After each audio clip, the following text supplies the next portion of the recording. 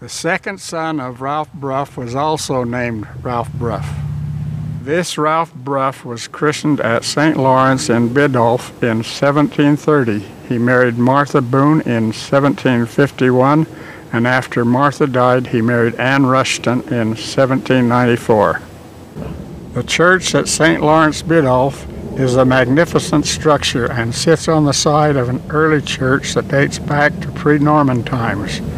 In fact, people have worshipped at Biddulph St. Lawrence since the 9th century. The church building was heavily damaged during the English Civil War of the mid-1600s, but was beautifully rebuilt in 1836. For several hundred years, many Bruff families have resided in Biddulph, and some of their gravestones are still visible. The town of Leek is in northern Staffordshire and dates back to the early 1200s. For hundreds of years, the town was a regular cattle market, but during the Industrial Revolution, it became a major producer of textiles. Since the 1500s, many Bruff-related families have lived in and around Leek and contributed much to its development. For example, the land for Bruff Park was donated to the town of Leek in 1913 by William Spooner Bruff, who was the son of Joshua Bruff, a well-known silk manufacturer and a kind and public-spirited man. In 1837, Joshua Bruff engaged Joshua Nicholson to be a representative of J&J Bruff and Company, which eventually became Bruff, Nicholson and Hall Limited. And these two Joshuas played a big part in the rise and prosperity of Leek as a silk town. St. Edward the Confessor Church in Leek was built in 980 A.D., rebuilt in 1214, and the arch was constructed in 1684. For hundreds of years, many Bruff-related christenings, marriages, and funerals have been held in this church. In 2008, RBFO members assembled in St. Edward's to hear a presentation by Philip Bruff on the history of some of the Bruff families of Leek. Since the 1500s, many Bruff families of northern Staffordshire have used the Bruff coat of arms of 5 white swans within a black diagonal cross on a silver shield. In 1884, John Slay published the Bruff shield in his book, The History of the Ancient Parish of Leek. In 1949, Edgar Bruff of Leek commissioned original artwork showing the shield of the Bruff coat of arms, which was done by a London printer. In 1980, the RBFO included the shield within its official logo. In July 2009, the RBFO commissioned a professional artist to recreate the shield of the Bruff coat of arms, which is shown here. Much of the story about the Bruffs of England would not be known if it were not for many years of research by 2 individuals, Catherine Ann Bruff and James Henry Bruff. In 1954, Catherine Ann Bruff married Stanley Maurice Hind, who became a well-respected vicar in the Church of England. Anne is the foremost Bruff historian in the world, and during the past 30 years she has conducted extensive genealogical and historical research on the Bruffs of England, as her own ancestry goes back to the Bruffs of Middlehume, Leekfrith, Staffordshire. Many of her ancestors and relatives are buried in Meerbrook, including her parents, Edgar and Rose Bruff, and her great-grandparents, William and Catherine Bruff. In 2008, Anne Hine briefly talked about some of the ancestors and descendants of the Bruffs of Staffordshire at the International Bruff Reunion held in Meerbrook. One or two people have asked me, well, where did we come from before we got here?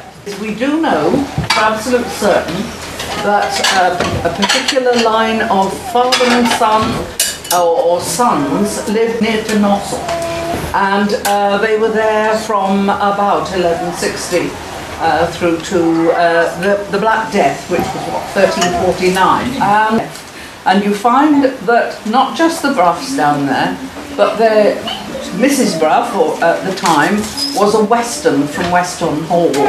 And her family was dying of the Black Death. And as each one died, they made a new will and a new will. And they're all being saved. And they passed their property then, when there were no more Westons left, to what was a scrap of people who were left of the Bruffs in that place. And then they became the Bruffs of Weston. And then they're going to move on, and they don't disappear. They start to dissipate from that area. They go in all directions. But by 1470s, They certainly were in Cheshire, just over the border, and then they began to appear here until there was Robert Brough, who was the forester at Dunipace Abbey, which is just down the lane opposite. And he had some sons. And when the abbey was destroyed and there was the Reformation, the land around here was already in parcels, and some of them were sold on, and some of them were leased on. All their wills say that their cousins at Windygates, their cousins at New Grange, their cousins at the Waterhouse, which buildings are now underneath the reservoir, and their cousins at Middle Hume. So it's all one big family. As for the ones at Middle Hume, I think probably if the water board hadn't flooded the valley, there would be some of them at Middle Hume yet. They certainly were here the longest of the lot, although we're still well represented up at Windygates, because the Robinson family, and I keep looking for them, aren't you? Oh, you're there, right. And who was so generous as to open the house for you this afternoon. They are our kin, and so we've still got a bit of us up there. Let's give the Robinsons a hand. Oh.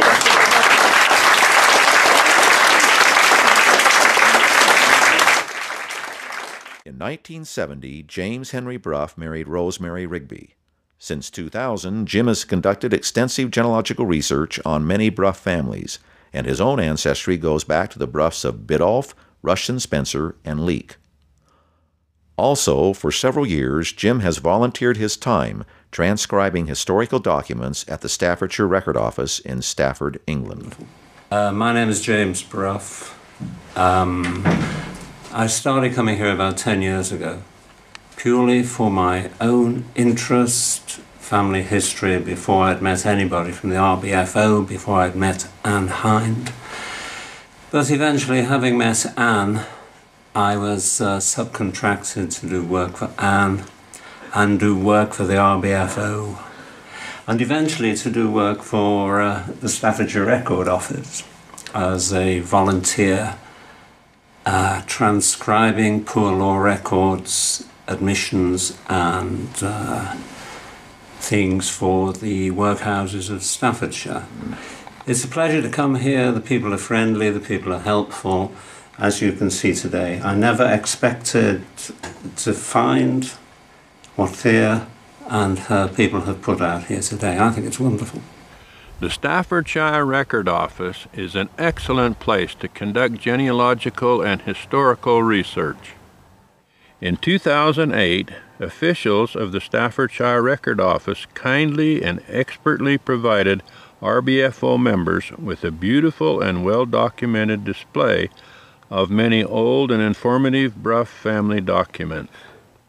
What I'd really just like to say to you is that all this material is here and more for people to use. It's not locked away and never produced. People can come into the reading room in the Staffordshire Record Office and order down any of these items, and indeed other items within the collection, and find out more about the Brough family. In 2008, many other old but valuable Brough family documents were located in England. Some of these documents date back to the 1500s and contain marriage settlements, property deeds, and family records of the Broughs of Leek. Also, several of these documents are in Latin and written on skins or parchment, and not on paper.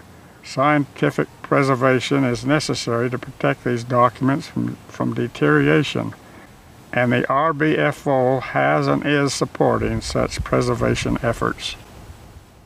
This very old document was written on parchment in 1572. This document is a release of land by Thomas and Richard Gent back to Thomas Brough of Middle Hume, and Thomas Brough was my 10th great-grandfather.